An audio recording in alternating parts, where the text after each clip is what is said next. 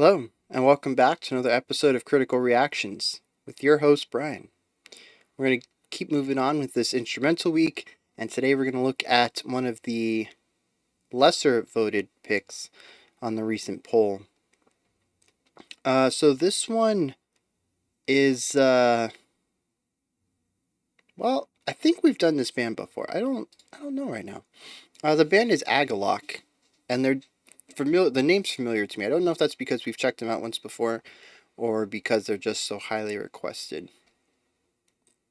But yeah, this song is called Odal. I don't know if this instrumental stuff is what they normally do, if this is more of a one-off for them. But let's get into it and check out what's going on. After having two jazz-ish stuff back to back, I think we're going to be moving right back into sort of some of the metal stuff. I think that's where Agalloch sits. Let's see what's up.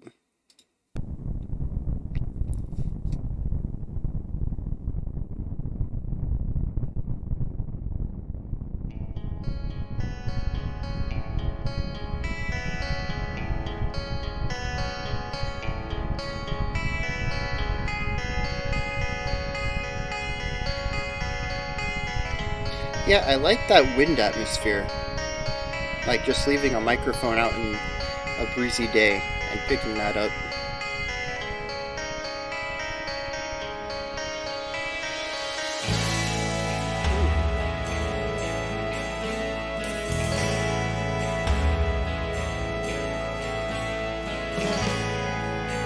Yeah, that's gorgeous.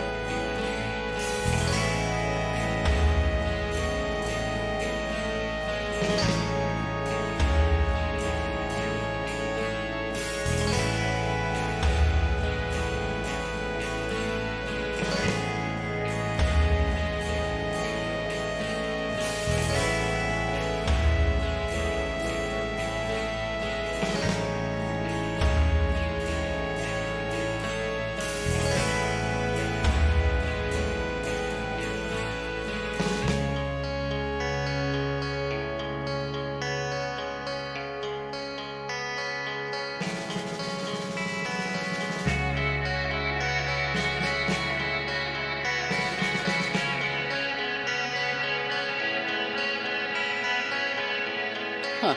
I was expecting that marching snare riff to come back.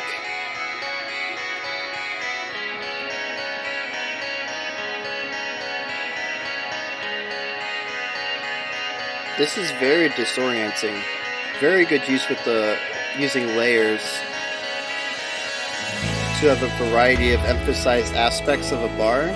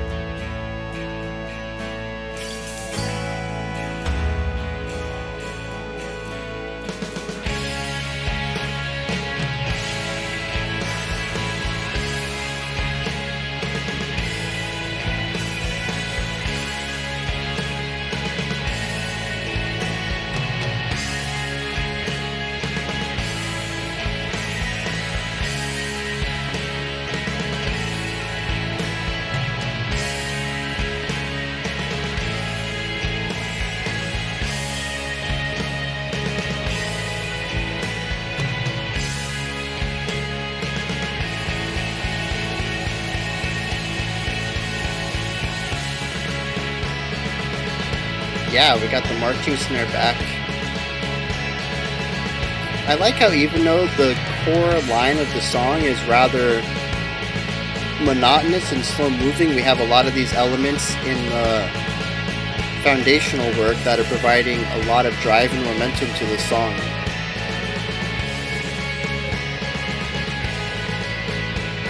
It's almost like a song that's at ends with itself. It wants to go somewhere, but it's just dragging itself backwards.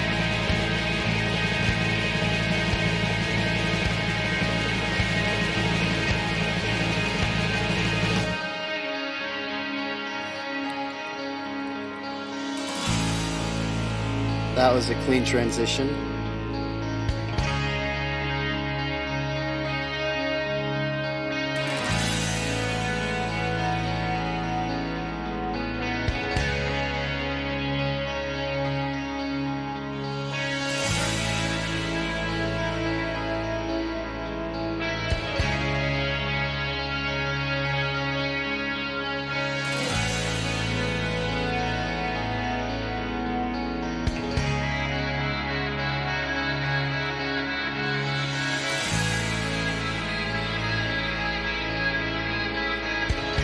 It's interesting how that guitar line came back and it's recontextualized because of its accompanying guitar part. They're not working at odds with each other, they're working in tandem with each other. And there's this serenity to it rather than confusion.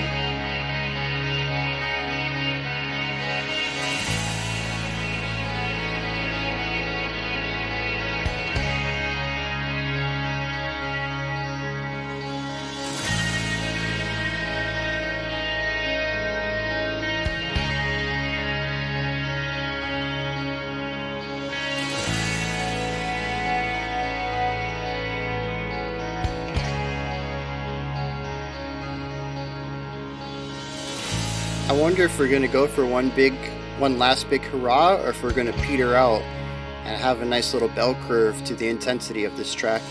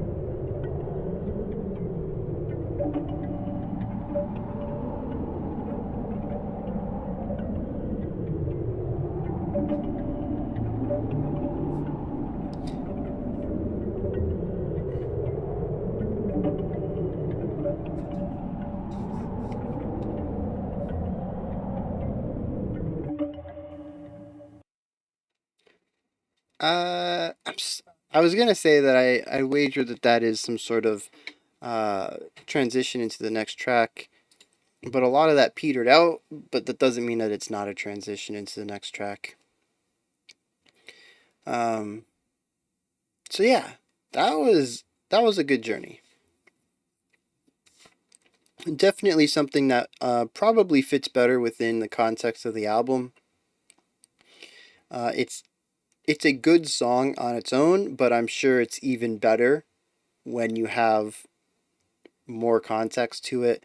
Um, but I really enjoy the idea of it. The ambient wind at the beginning really puts the listener in the right state of mind for this. I feel like this is a song about nature in a sense. And it might not be. The wind might just be throwing me off and put me in that mindset. And so I analyzed it through that lens. That's a possibility. But it is sort of serenity and confusion and some triumph and just also just a lot of just being. There are a lot of sections that in this song that just are.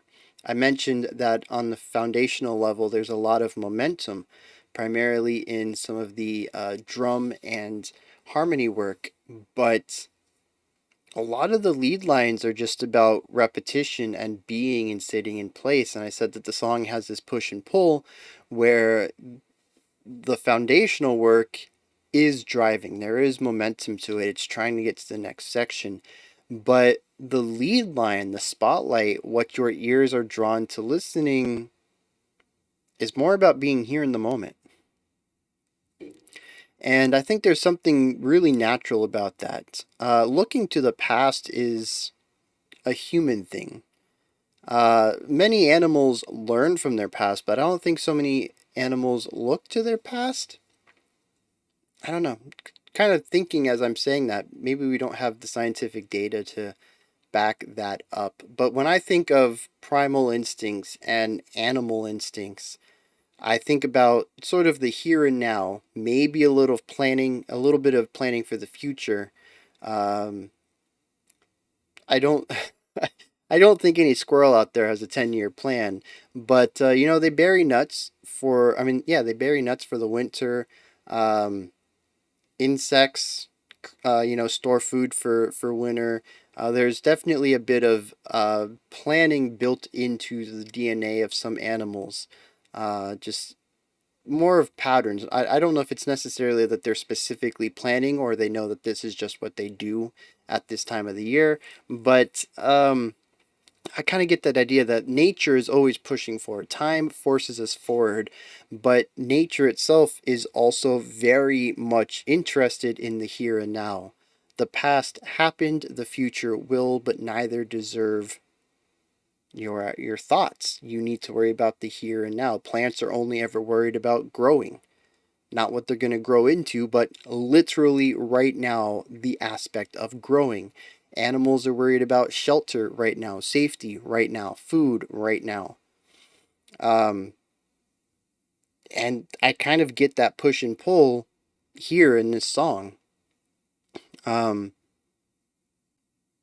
and like I said, there's a few different modes here, but the song itself never really becomes anything more than what it starts with. We do have a bell curve of intensity. We start out, uh, relatively low. The song ramps up, and then it comes back down.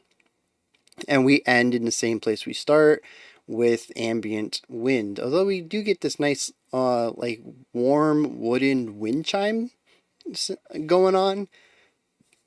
I'm still kind of leaning towards that being an intro to the next track. So I'm mostly going to disregard that for this analysis. Um, so we have this nice bell curve, start to finish. It's cyclical. The end starts where we begin.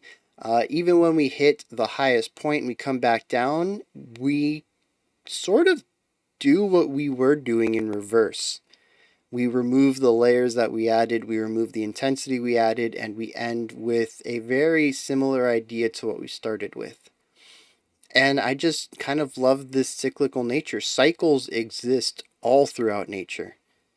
We have life cycles. We have life cycles, which is birth, growth, and reproduction. And then the new seed starts the cycle again. We also have the circle of life, which is, animals becoming food for other animals, and the cycle between life and death. Not necessarily the cycle of reproduction. The circle of life and the life cycle are similar, but a little different. Um, but a lot of, we have these cycles in nature, and then nature, like I said, is also very interested in the here and now. And a lot of the song, to me, feels very present. Right? We do have the drums and a little bit of the foundational work pushing towards the future, going towards the next section. But for the most part, the song just kind of exists. It just is in a lot of sections. And it's this inescapable foundational force that pushes the main line to the next point. And yeah, that's just, I mean, it's a really beautiful metaphor. I don't know if that's exactly what they were going for. That's what I get out of it. There is some really beautiful duet work. I mentioned there's this one line. I think it's just alternating eighth notes. The downbeat is emphasized, the offbeat is not, and I think the downbeats are like a pedal note, and then the offbeats are some sort of. I think that's how it was. But the first time we hear this was when we were moving towards the rising action. We were coming up the bell curve, and it was positioned up against another guitar line that rhythmically was not lining up, and it created a lot of chaos there.